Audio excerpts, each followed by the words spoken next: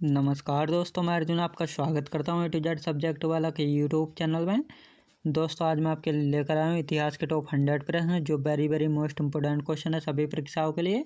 सभी परीक्षाओं में बार बार रिपीट किए गए क्वेश्चन है। दोस्तों वीडियो को अंत तक जरूर देखना ताकि सभी क्वेश्चन आपको आसानी से याद हो जाएँ। साथ ही दोस्तों अगर आप हमारे चैनल पर पहली बार आएँ तो हमारे चैनल को भी सब्सक्राइब कर लीजिएगा ताकि हमारे आने वाले वीडियो का नोटिफिकेशन आप तक पहुँचता रहे। चलिए दोस्तों वीडियो को स्टार्ट करते हैं। निम्नलिखित में से किसने 1857 के विद्रोह को एक षड्यंत्र की संज्ञा दी है? जेम्स आउट्रम व डब्ल्यू टेलर ने। याद रखेंगे दोस्तों 1857 के संघर्ष में भाग लेने वाले सिपाहियों की सर्वाधिक संख्या थी अवध से। याद रखेंगे दोस्तों अवध से। अगला क्वेश्चन देखते हैं। 1857 में किसने इलाहाबाद को आपातकालीन मुख्यालय बनाया था? लॉर्ड कैनिंग ने। भारत के प्रथम स्वतंत्रता संग्राम का मुख्य तत्कालिक कारण था अंग्रेजों का धर्म में हस्तक्षेप का संदेह। कौन सी घटना सबसे पहले हुई थी दोस्तों? चंपारण सत्याग्रह। याद रखेंगे दोस्तों। अगला क्वेश्चन देखते हैं। सोमेंद्र नाथ द्वारा स्थापित दल का क्या नाम था दोस्तों? क्रांतिकारी साम्यवादी बल। याद रखेंगे दोस्तों क्रांतिकारी साम्यवादी बल। याद रखेंगे। अगला क्वेश्चन देखते हैं। अक्टूबर 1920 में भारतीय कम्युनिस्ट पार्टी की स्थापना के लिए ताशकंद में एकत्र हुए भारतीयों के समूह के मुखिया निम्नलिखित में से कौन थे? एम.एन. रॉय थे। याद रखेंगे। जलियांवाला बाग नरसंहार पर कांग्रेस जांच समिति की रिपोर्ट के प्रारूप लिखने का कार्य सौंपा गया था महात्मा गांधी के द्वारा। अखिल भारतीय राजनीति में गांधी जी का पहला साहसिक कदम था रॉलेट एक्ट। याद रखें दोस्तों रॉलेट एक्ट। अगला क्वेश्चन देखते हैं। रॉलेट एक्ट के विरोध में किसने लगान न देने का आंदोलन चलाने का सुझाव दिया था? स्वामी श्रद्धानंद ने।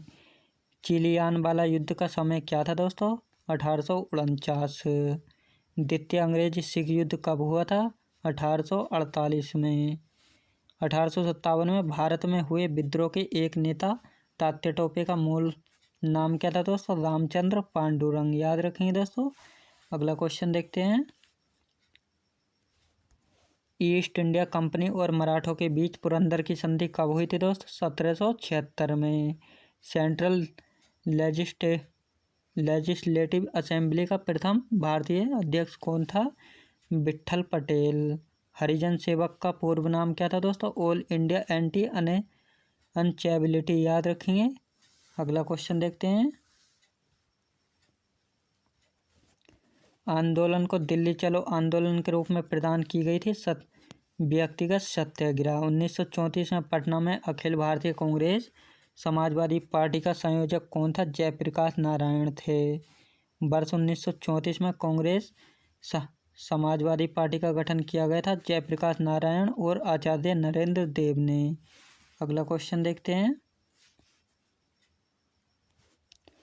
प्रांतीय सरकारों का गठन निम्नलिखित में से किस अधिनियम के द्वारा किया गया था? 1935 का अधिनियम के द्वारा। भारतीय विश्वविद्यालय अधिनियम 1904 किस वायसराय के काल में पारित किया गया था? लॉर्ड कर्जन किस काल में। किस अधिवेशन में कांग्रेस अध्यक्ष पंडित जवाहरलाल नेहरू ने कहा था कि मैं समाजवादी हूं? लखनऊ अधिवेशन 1936 के तहत।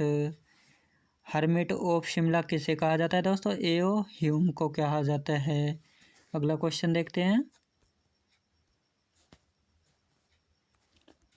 नियंत्रक मंडल की स्थापना किस अधिनियम के तहत की गई थी? पिट्स इंडिया एक्ट 1784 के तहत। भारतीय मामलों पर किस अधिनियम द्वारा सीधे ब्रिटिश संसदीय नियंत्रण स्थापित हो गया? भारतीय परिषद अधिनियम 1858 के तहत। किस अधिनियम द्वारा भारत के गवर्नर जनरल का नाम बदलकर वायसराय कर दिया गया था? भारतीय परिषद अधिनियम 1858 के तहत। अगला क्वेश्चन देखते हैं। भारतीय परिषद अधिनियम 1861 के तहत भारत में विभागीय प्रणाली की शुरुआत किसने की थी? लॉर्ड कैनिंग ने। किस अधिनियम के फलस्वरूप बर्मा को भारत से पृथक किया गया था? भारत सरकार अधिनियम 1935 के तहत। किस अधिनियम के द्वारा केंद्र में द्विसदनीय विधायिका बनाई गई थी? 1919 के भारत परिषद अधिनियम के द्वारा। याद रखेंगे दोस्तों। अगला क्वेश्चन देखते हैं। महात्मा गांधी जब द्वितीय गोलमेज सभा में भाग लेने लंदन गए थे तो ठहरे थे किंग्सले हॉल में। याद रखेंगे दोस्तों, किंग्सले हॉल में। सांप्रदायिक अधीन निर्णय की घोषणा के पश्चात निम्नलिखित में से किसे संपादित किया गया था? पूना समझौता को। नेहरू एक राष्ट्रभक्त हैं जबकि जिन्ना एक राजनीतिज्ञ है। यह कथन किसने व्यक्त किया था? मौलाना अबुल कलाम आज़ाद ने। अगला क्वेश्चन देखते हैं। सांप्रदायिक अवार्ड एवं पूना पैक्ट में क्रमशः दलित वर्ग के लिए कितनी सीटें दी गई हैं? क्रमशः 71/148। अगस्त 1932 के रैमजे मैकडोनाल्ड के सांप्रदायिक पंचायत के द्वारा पहली बार एक पृथक निर्वाचक समूह बनाया गया अछूतों के लिए। 1932 में पुणे पैक्ट के बाद हरिजन सेवक संघ की स्थापना हुई। इसके प्रथम अध्यक्ष कौन थे? घनश्याम दास बिरला थे। याद रखेंगे दोस्तों। अगला क्वेश्चन देखते हैं। शिवाजी महाराज के राजनीतिक गुरु एवं संरक्षक कौन थे? दादाजी कोंडदेव थे। लॉर्ड वेलेस्ली की सहायक संधि को स्वीकार करने वाला पहला मराठा सरदार था पेशवा बाजीराव द्वितीय। प्रथम आंग्ल मराठा युद्ध कौन सी संधि द्वारा समाप्त हुआ था? सलवाई की संधि के द्वारा। अगला क्वेश्चन देखते हैं। गांधी जी को वन मैन बाउंड्री फोर्स कहकर किसने संबोधित किया था? माउंटेन ने। याद रखेंगे दोस्तों, माउंटेन बेटन ने। हुजूर साहिब का गुरुद्वारा किसके संस्मरण में बनाया गया था? गुरु नानक के। बंगाल के नवाब अली वर्दी खां का उत्तराधिकारी कौन था? सिराजुद्दौला। याद रखेंगे, सिराजुद्दौला। अगला क्वेश्चन देखते हैं। किसने फ्रांसीसी विशेषताओं की मदद से डिंडीगुल में एक आधुनिक शस्त्रागार स्थापित किया था? हैदर अली ने। हैदर अली की मृत्यु 1782 में किस युद्ध के दौरान हुई थी दोस्तों? द्वितीय आंग्ल मैसूर युद्ध के दौरान। किस कंपनी ने सर्वप्रथम भारत में रेल सेवा प्रारंभ की थी? ग्रेट इंडियन पेनिनसुलर रेलवे ने। याद रखेंगे दोस्तों। अगला क्वेश्चन देखते हैं।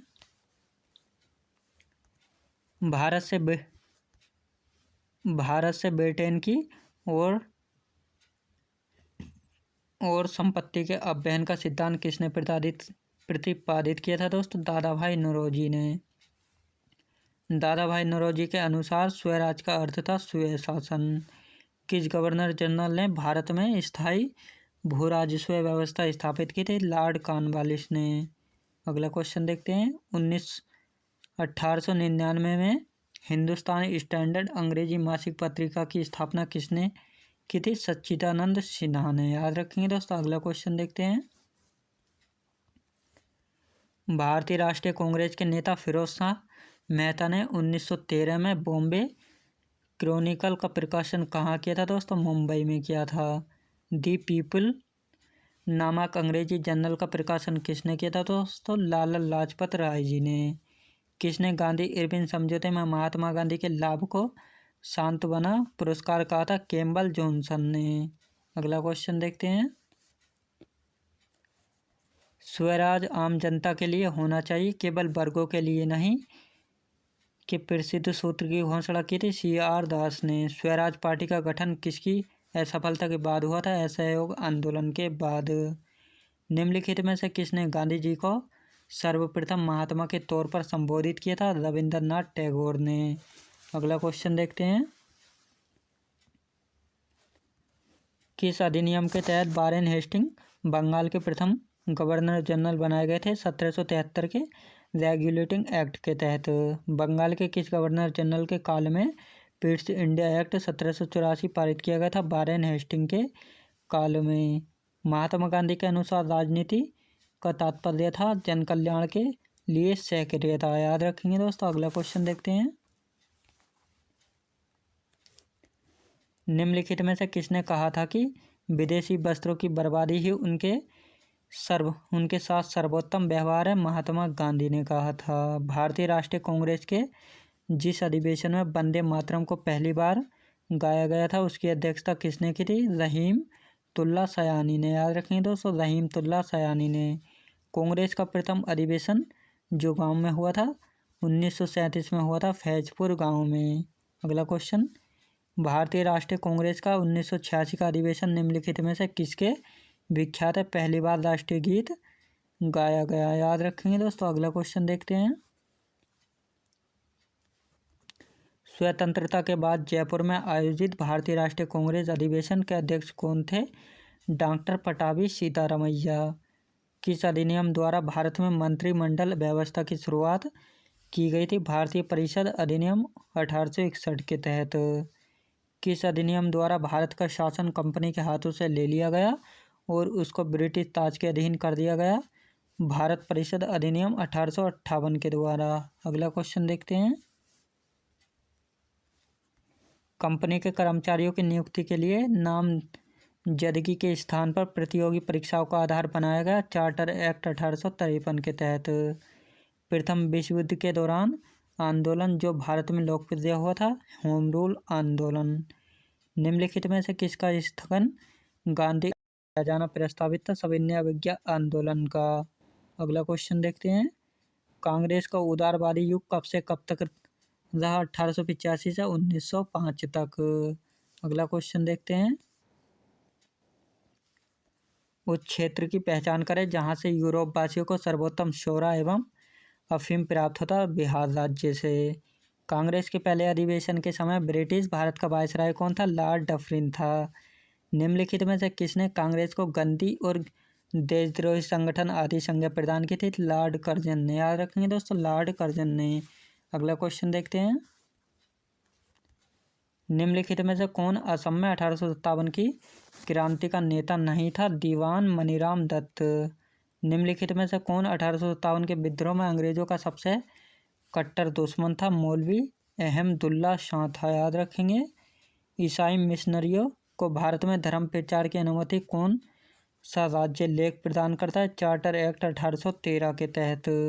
अगला क्वेश्चन देखते हैं कि चार्टर एक्ट के द्वारा भारतीयों की शिक्षा पर व्यय के लिए 1 लाख नियत की गई है। 1813 का चार्टर अधिनियम। किस अधिनियम द्वारा कंपनी के व्यापारिक एवं राजनीतिक कार्यों को एक दूसरे से पृथक कर दिया गया? ईस्ट इंडिया एक्ट 1784 के द्वारा। भारत में 1613 में अंग्रेजों ने अपनी पहली फैक्ट्री कहाँ स्थापित की थी? सूरत में, याद रखेंगे दोस्तों, सूरत में। अगला क्वेश्चन देखते हैं। किस संधि के परिणाम स्वरूप बंगाल में द्वैत शासन लागू हुआ था? इलाहाबाद की संधि के द्वारा।